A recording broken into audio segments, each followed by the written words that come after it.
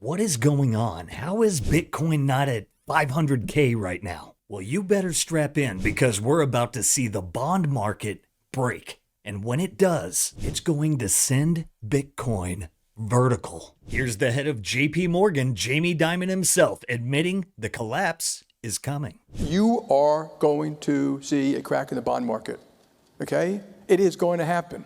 And I tell this to my regulators, some of who are in this room, I'm telling you it's going to happen, and you're going to panic. I'm not going to panic. And when the crack hits, the Fed steps in every time. Print, inject, bail out. And this time, it won't be just banks that get bailed out. It'll be the people who front ran the collapse with Bitcoin, which is probably why Michael Saylor is starting to think $13 million Bitcoin was a little bearish, and apparently why stormtroopers are checking the Bitcoin chart mid-battle. Michael Saylor said it. There is no second best.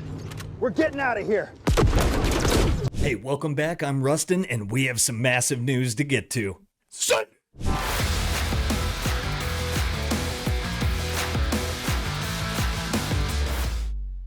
6 months have been tremendous. All of the fundamental planets have aligned. Bitcoin's been acknowledged as the one digital commodity in the world by the administration. The banking regulators have given a green light to bank Bitcoin. The accountants have upgraded the accounting to fair value accounting. There's been a surge of Bitcoin Treasury companies. There's like 100 public companies or more that are holding Bitcoin on their balance sheet, and every single week there's another announcement. I think that, it used to be we're focused on the halvings, but at this point, the entire natural supply of Bitcoin is only 450 Bitcoin available for sale every day. That's sort of about $45, $50 million a day at this level. That is all being consumed by the Bitcoin Treasury companies, and the Bitcoin ETFs are coming on strong. So I'm very bullish. My forecast in July of last year in Nashville was Bitcoin's going to appreciate 29% a year on average for the next 21 years. And that moves it from, it was about mid 65,000 to 13 million a coin in the year 2045. I'm getting more bullish on that forecast, but I'm certainly comfortable forecasting 30% a year ARR on average for the next 20 years. I think Bitcoin's up 57% a year for the past 4.5 years. Again, that's double the Mag 7. That's quadruple the S&P. That's 8 times real estate, and bonds are down 4%. So Bitcoin is smashing everything, Joe.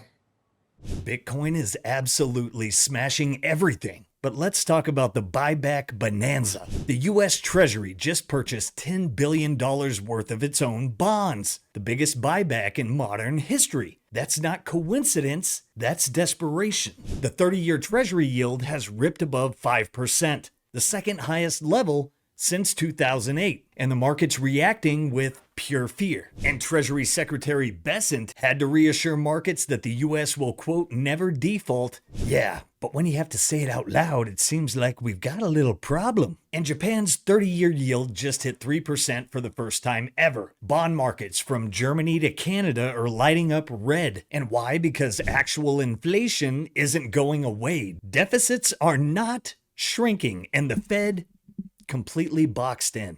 This is what fiscal dominance looks like. Markets are front-running the central banks right now, and Bitcoin is smelling blood in the water. You can't tax your way out of a $35 trillion debt. You can't spend your way to surplus. The only option left is controlled debasement until it's not so controlled. And the Trump team knows it. That's why Congressman Tim Burchett is pushing to make the strategic Bitcoin reserve permanent U.S. policy. Hey everybody, Congressman Tim Burchett. Today I'm introducing legislation to codify 3 of President Trump's executive orders. I think it's time that we get off the dadgum bench and get to work. Thank y'all for sending me here. Even Trump himself said he's replacing the Fed chair very soon. And you know what that means? The money printer is warming up. And if we had a good Fed chairman, you would lower rates. And you know what? If inflation happened in a year from now or 2 years, let them raise rates. But we're going out for long-term debt or short-term debt. We have a lot of debt coming due because Biden had all short-term debt, mostly. And we would get a lower rate and a lower interest rate if this guy would lower rates. We get a lower interest rate. It's unbelievable. And he's worried about inflation. If he worries about inflation any longer, all he has to do is get the lower rate. Let us go out, borrow at a much lower rate, much lower. You could go down a point or two. We'll go out, borrow them. And if in 2 years inflation comes back, he raises rates. But he keeps them the same. It's insane. Are you already thinking about your next Fed chair? Are you already thinking about who your next Fed chair would be? I know it's 2026 when his term expires. So you're already thinking about it. It's coming out very soon. Who were you thinking about for that? I could tell you, but I don't think I'll. What do you make? I have a pretty good idea. Kevin Warsh, one of those. Very highly good. What do you make of the Ayatollah say? This past week saw 42 new Bitcoin Treasury updates. 16 new companies added Bitcoin to their balance sheets. And one firm, Metaplanet, plans to buy 210,000 BTC by 2027. That's not FOMO, that's full-on colonization. And what did Michael Saylor say? Buckle up, $13 million Bitcoin is now on the table. Not to mention Hal Finney's OG prediction. Adam Beck just said it out loud. $10 million Bitcoin is coming. Still thought that $10,000 was a pipe dream and never going to happen, right? So I think Hal Finney was just like, a decade ahead of his curve in terms of thinking about, that this could actually happen, right? So I think, because if everybody was 100% convinced that it's going there, it would already be there, right? And so there's got to be doubt about the pace of adoption, how much more money is, what the addressable market actually is. We don't fully know. I mean, I think Hal Finney's estimate is reasonable because still today, even though he made it, is because there is a lot of monetary premium where people are trying to protect themselves from inflation and save by, buying real estate. In some cases, they're not even using it. It's just vacant. But, there's a lot of that in New York and China and different places, right? And that is not a great thing because it makes housing less affordable. And if there was a financial product or a monetary instrument that did that for you, it would make housing more affordable. So it would improve, cost of housing, access to housing, quality of housing that you can afford on a budget. So those will all be good things. And there are other things with monetary premium or where people are trying to protect against inflation, like, the bond market, some more esoteric things like art, wine, where people use that as a kind of novel way to protect against inflation. And if you add all that stuff up, it's, 200 trillion is possibly a conservative estimate at this point because we've had a lot of inflation between 2000. A massive wave is coming. Here is Uber's CEO calling Bitcoin a, quote, proven store of value. Check it out. Interesting instantiations of crypto that has a practical benefit other than crypto as a store of value. Obviously you can have your opinions on Bitcoin, but it's a proven commodity. People have different opinions on where it's going. Airbnb, Apple, X, they're all circling Bitcoin like vultures. Even David Marcus, ex-president of PayPal, says Bitcoin will be settling trillions daily. David, a lot of the conversations that we've been having on the ground here are all pointing to this idea that the traditional financial system is broken. A financial system that has taken literally generations to build, and trillions that flow through it every year have essentially disintegrated as a result of the disruption that we're seeing from players like yourself. What is the problem that you're essentially trying to solve here, and what makes your infrastructure, the infrastructure that you're investing in and building, better than those legacy payment rails? 3 words: real-time money movement. That's it. We need real-time money movement that's global, truly available to everyone, truly end-to-end. So not the thing where you receive a digital asset you can't do anything with and you can't actually trade for the money that all of the goods and services that you need are denominated in. So really, truly end-to-end, real-time money movement. And that goes all the way to your bank account or to the wallet of your choice. And that's the money grid. That's the open money grid that we're building on top of Bitcoin with a variety of technologies and capabilities like the universal money address that now digital banks all around the world are implementing. and that allows you to actually send from one currency to another currency in real time between two banks 24/7. So, those are the things that, are going to change the game. So big banks, legacy payment systems, SWIFT, watch out. I mean, I think, look, you need to build the best tool, right? No one is sending faxes after the internet. So, the current version of the money networks are like the fax or even telex of, our age. And if you have a better thing that's actually really truly moving money to the place you want and taking it from the place you want globally, then yeah, it's like old networks are not going to be around. If you get this right, what does Lightspark look like by 2030? Well, I think, Lightspark is not the network. Lightspark is providing tools and services to network participants to be able to get on the money grid. And so we take a small cut of transactions. We think the addressable market for us is trillions of dollars a day. And so if we can take a small cut of trillions of dollars a day and then build all of the adjacent services that stem from having users at the scale of billions of people on the network, we'll do just fine. Are you afraid of the current thing? Well, maybe you should stop wearing women's underwear. Saylor says don't fear quantum, stay focused. Quantum won't break Bitcoin. It'll make it basically immortal. Quantum computing at some point could break the algorithm for Bitcoin. Are there countermeasures that they could be put in? You probably understand what I'm asking you. Do you worry about that? You look like you slept okay. You look like you slept okay last night. It's mainly marketing by people that want to sell you the next quantum yo-yo token. But look, Google and Microsoft aren't going to sell you a quantum computer that cracks modern cryptography because it would destroy Google and Microsoft and the U.S. government and the banking system. And at some point, I don't think it's this year, next year, in the next 5 years, but sometime 10, 20 years out, if there's a hyper-powerful computer that threatens modern cryptography, the answer is Bitcoin network hardware upgrades, Bitcoin network software upgrades, just like Microsoft, Google, the US government upgrade all their messaging and banking applications. The key for everybody is Bitcoin's a protocol like the English language and base 10 math. When the quantum computer breaks your calculator and breaks your messaging app, you're not learning base 16 math and you're not going to switch to a different language. You're just going to upgrade your software. And Bitcoin's a monetary protocol. We're just going to upgrade the software, Joe. Wow, because there are people that throw that around that know, actually they know less than I do, I think. But so there are countermeasures to deal with that. If I wanted to hack your Bitcoin, I'd send you an email saying a quantum computer can hack your Bitcoin. Click on the link to upgrade now, and then I'd steal your Bitcoin. It's 10,000 times more likely I'm phishing you than there is a threat. So no, I'm not worried about it. Bitcoin's a protocol. The software gets upgraded every year. The hardware is being upgraded continuously, and it's the hardest thing in the universe to hack. They will hack your banking system, your Google account, your Microsoft account, and every other asset you have, much sooner because they're an order of magnitude weaker. Okay, great. On Halloween, what color tie do you wear?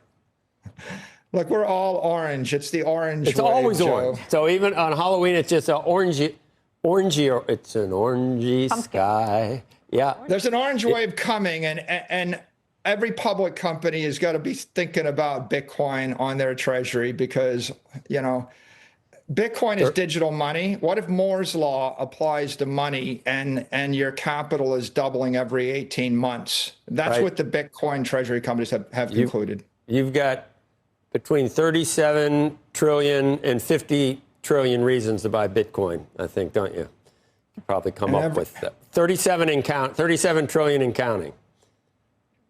Look, Bitcoin is the future. Yeah, Bitcoin is the future, and it's the opportunity for everybody. Thanks for coming on today, Michael. We'll see you later. Yeah, thanks for having me. And Elon? Well, Elon is being Elon, and he isn't wrong. He just needs to use his safe word. I mean, frankly, I can't believe I'm here doing this. It's kind of bizarre, but I kind of think that we've got this enormous federal budget deficit, and it's a $2 trillion deficit. It keeps growing. our interest payments are higher than our Defense Department budget. That's I think was the real wake-up call for me, was looking at seeing that the interest payments on national debt exceeded the Defense Department budget. And that was only growing over time, which meant if we didn't do something about this, then there won't be any money for anything. We'll just be servicing debt. And you know how to read an income statement, and you know how to read a balance sheet. You've had some business experience. I'm kidding, but yeah, you know about this stuff. Yeah, I mean, really, I just don't want America to go bankrupt. With this level of bullish momentum, why isn't Bitcoin already at 250K? Because monetization takes time. As Vijay Boyapati explains, old whales are handing their bags to the institutions. It's the calm before the parabolic. You don't want to be scoring points for a social credit system run by AI. That's the future they want. Meanwhile, Bitcoin buyers, we rest easy because our money isn't being debased. And soon, one Bitcoin won't buy you a phone, it'll buy you your freedom. They're saying the quiet part out loud. And the quiet part to me is a monetary regime change. The end of the Bretton Woods Era in the 1970s fundamentally changed the conduct of monetary policy. Okay, that was a lot of boring. Let me break it down. The Bretton Woods Era, the divorce of the gold standard, is the death of the US dollar. You cannot divorce yourself from the physical realities of Mother Nature. To be candid, I'd never really seen a chairman say something so painfully true and so brutally honest like that, and that when we divorced from the gold standard, shit got fucked. Sorry. Kid show. Excuse my language. Let's just make it simple. You owe someone $37 trillion. How do you make that affordable so you can pay that back? Well, you make the dollar, the thing that you owe, worth less. In real life, when someone is in debt, they have two options, typically. One, you could pay it back like an honest man. Two, you can default. If I owe you $20, I either can pay the $20 back and erase my debt, or I can call you up and say, listen, I get it if you don't want to be friends with me, but I default on the $20. I just can't pay you back. Those are the two options. In all of our lives, in any normal human's life, the US government has a third option, unique to them. They can print what they owe. As a central bank, we have the ability to create money. Guys, just run the math. They cannot pay the debt back. They cannot default. So it's a multiple choice question with one obvious answer. But for the life of us Bitcoiners, no one was ever willing to admit the truth. We were being gaslit and lied to and manipulated by media, by government, by financial authorities, by TV analysts for years. Now to hear it from Jerome Powell in Reuters, and this isn't even like beating around the bush. I'm going to read this title one more time just because it feels good rolling off the tongue. Historic, not, a mild version. Historic dollar fall is needed to eliminate the U.S. trade deficit. They need a weaker dollar, which weaker against what? I have an answer to that. This is debasing the dollar against an asset.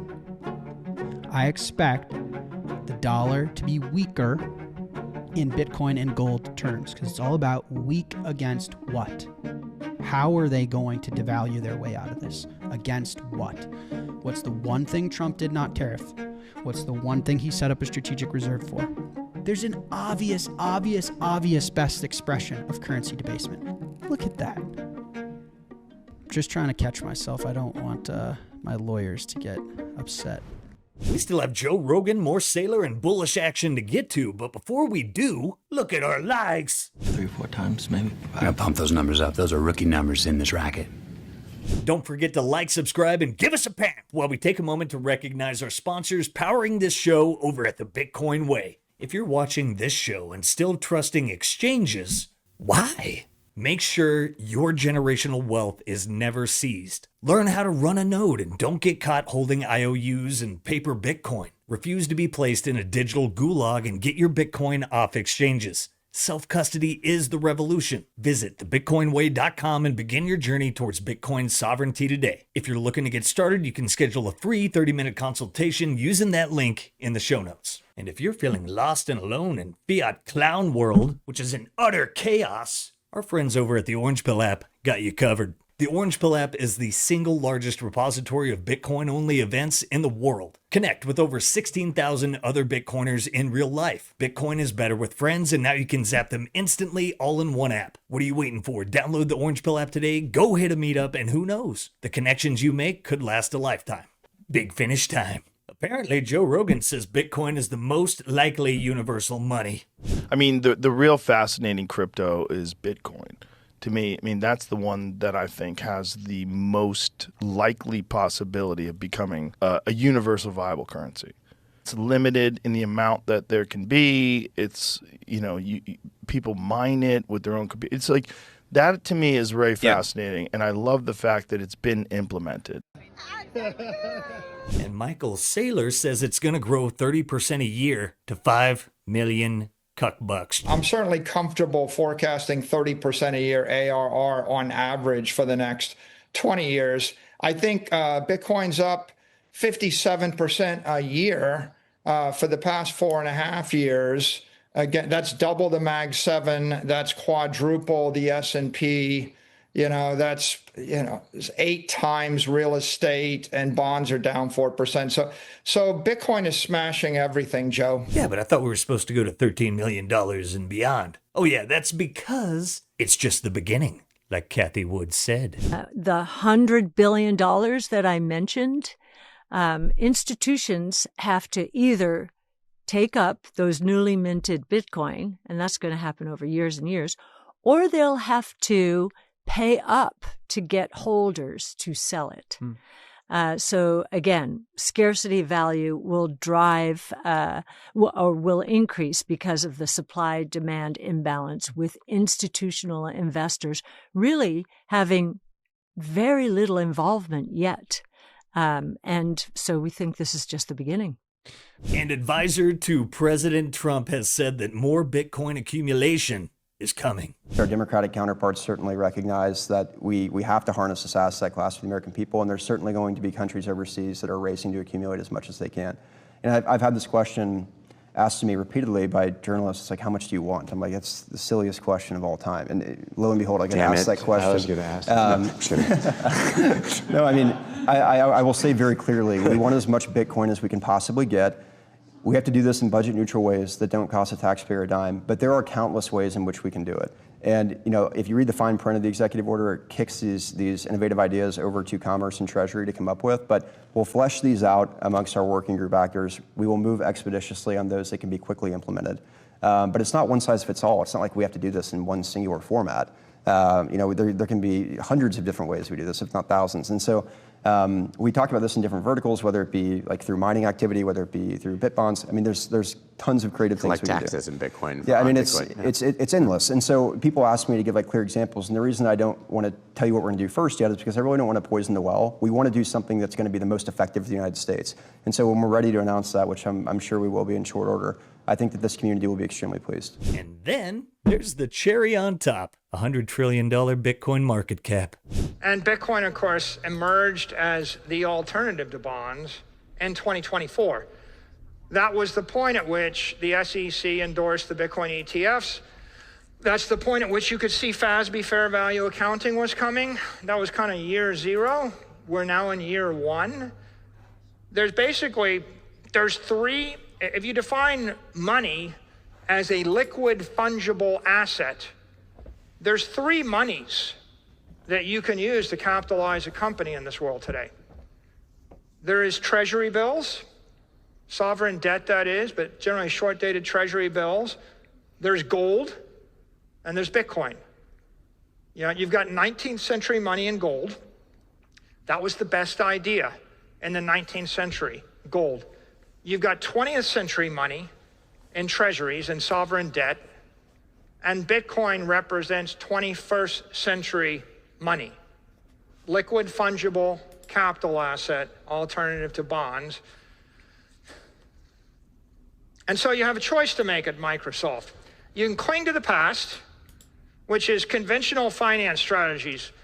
Use treasury bonds, do stock buybacks, dividend out your cash flow. Or you can embrace the future. You can take innovative financial strategies based on Bitcoin as a digital capital asset. The first choice is a regression. You're divesting yourself of $100 billion a year. You're increasing investor risk and you're slowing your own growth rate. The second choice is a progression.